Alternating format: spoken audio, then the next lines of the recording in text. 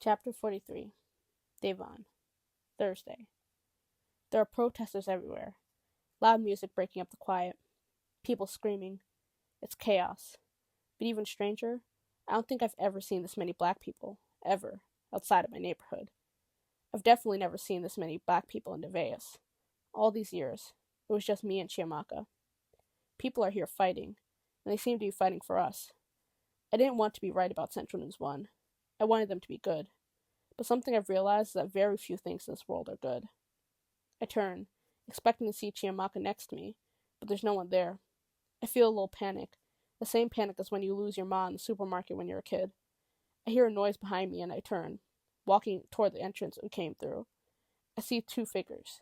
As I get closer, I see clearly. Standing by the doors is Chiamaka. She looks horrified, frozen in place as Headmaster Ward presses a gun to her head.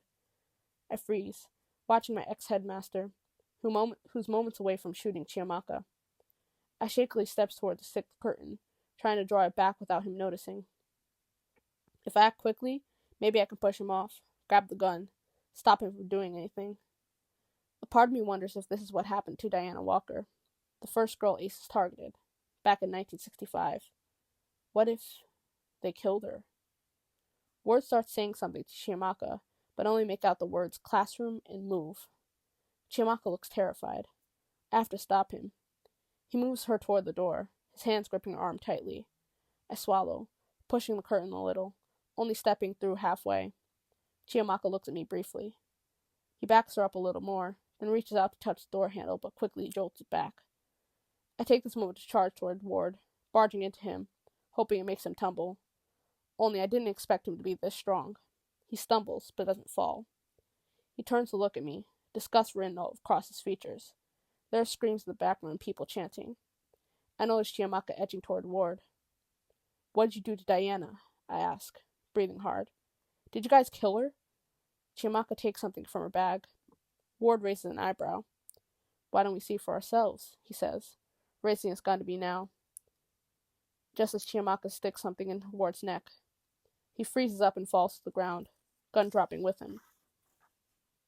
Chiamaka grabs his gun with a handkerchief and slides it away from him. I'm breathless. In her hand, she's holding some kind of stun gun. Are you okay? I ask, partly wondering where she got that from.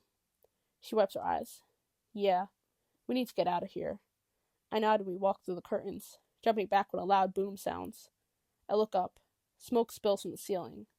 Wait, smoke? People are looking around too, searching for where it came from. My heart beats fast, and just as I grab Chiamaka's hand, there's another explosion. I instinctively duck. Then, as if we were in some disaster movie, parts of the ceiling break apart, wood falling from the sky. Holy shit. Screams start to fill the air. Chiamaka grabs my arm, pulling me toward the exit. We push through crowds as everyone attempts to escape, the smoke wrapping around the ballroom. When we finally stumble through the doors at the front of the room, there's even more smoke in the hallway.